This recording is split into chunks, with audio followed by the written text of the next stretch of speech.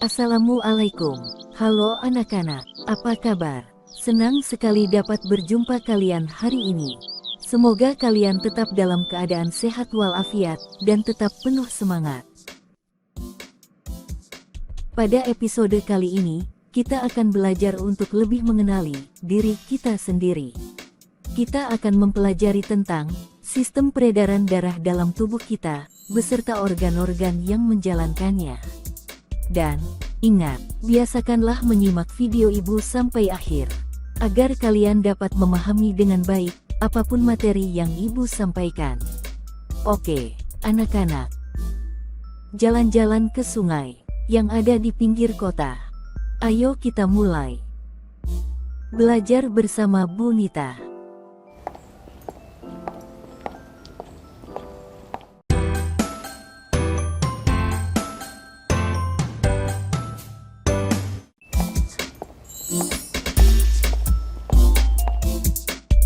Anak-anak semua, apakah kalian pernah merasakan denyut jantung kalian sendiri? Coba kalian pegang dada sebelah kiri. Apakah kalian merasakan gerakan seperti detak jam? Ya, itulah bunyi detak jantung. Jantung merupakan organ yang sangat penting bagi tubuh. Jantung berfungsi untuk memompa darah ke seluruh tubuh. Di dalam darah terdapat oksigen dan zat makanan yang diperlukan untuk metabolisme tubuh. Mengalirnya darah yang dipompa oleh jantung di dalam tubuh disebut sebagai sistem peredaran darah. Sistem peredaran darah ini tersusun atas jantung, pembuluh darah, dan darah. Selanjutnya, mari kita amati lebih dekat masing-masing bagian tersebut. Jantung menjalankan fungsinya dengan cara menguncup atau berkontraksi, dan mengembang, atau berelaksasi, secara berulang-ulang. Jantung terdiri atas 4 ruang, yaitu serambi kanan, serambi kiri, bilik kanan, dan bilik kiri. Antara serambi dengan bilik, dan bilik dengan pembuluh darah, dibatasi oleh sekat yang disebut katup jantung. Katup jantung ini berfungsi untuk mengendalikan jalannya aliran darah dari dan keluar jantung. Ketika darah mengalir dari jantung ke seluruh tubuh atau sebaliknya, darah selalu berada di dalam pembuluh darah. Pembuluh darah itu adalah saluran tempat mengalirnya darah dari jantung ke seluruh tubuh dan sebaliknya.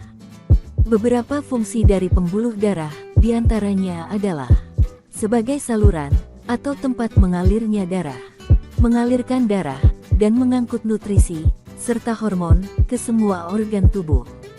Mengalirkan sisa-sisa metabolisme tubuh, terutama oksigen, dan karbon dioksida ke paru-paru, dan ginjal. Menampung cadangan cairan tubuh, dan mengatur suhu tubuh. Pembuluh darah terdiri atas 3 jenis. Pertama, pembuluh nadi, atau arteri. Pembuluh ini yang dialiri darah dari jantung ke seluruh tubuh dan paru-paru. Pembuluh arteri yang paling besar yang keluar dari bilik kiri jantung disebut dengan pembuluh arteri utama atau aorta. Pembuluh arteri terletak di bagian dalam tubuh. Dindingnya tebal, kuat, dan elastis. Aliran darahnya berasal dari jantung, sebagian membawa darah yang mengandung oksigen. Dan denyutnya terasa seirama dengan denyut jantung. Kedua, pembuluh balik atau vena. Pembuluh ini yang dialiri darah dari seluruh tubuh dan paru-paru menuju kembali ke jantung.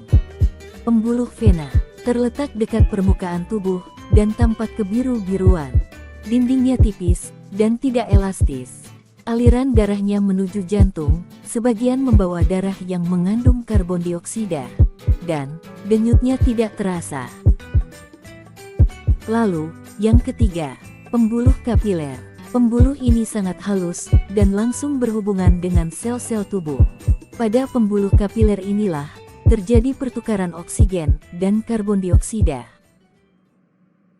Anak-anak, berdasarkan alirannya, darah mengalami 2 macam peredaran. Peredaran darah kecil, di mana darah mengalir dari jantung ke paru-paru, lalu kembali ke jantung. Kemudian, ada peredaran darah besar, di mana darah mengalir dari jantung ke seluruh tubuh, lalu kembali ke jantung.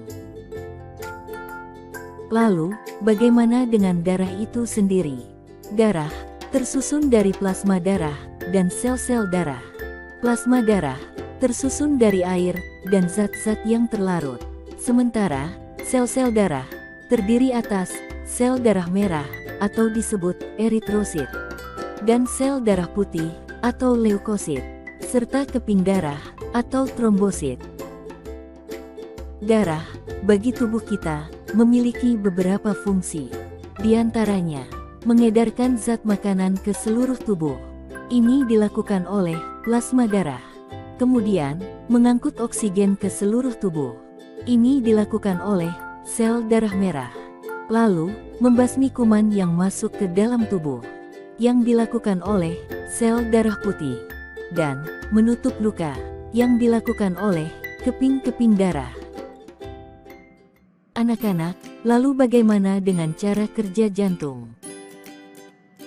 Pada saat jantung berelaksasi, darah dari seluruh tubuh yang banyak mengandung karbon dioksida dari pembuluh vena masuk ke serambi kanan.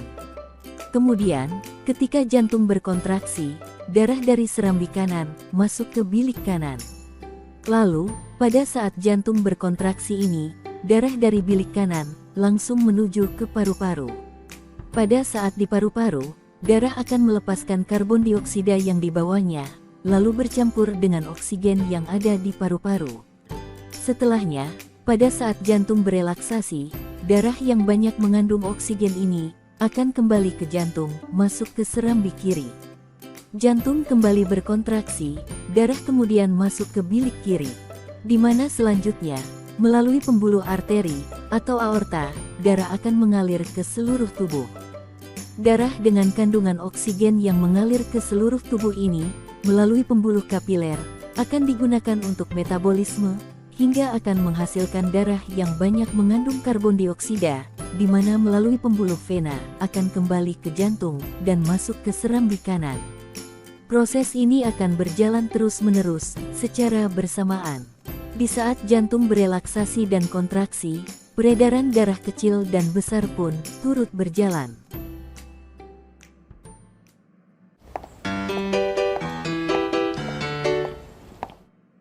Nah, anak-anak, kita telah mempelajari sistem peredaran darah dalam tubuh kita.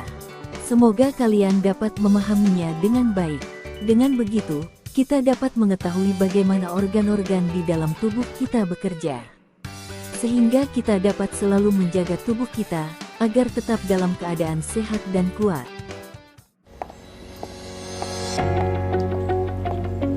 Demikian video pembelajaran ini.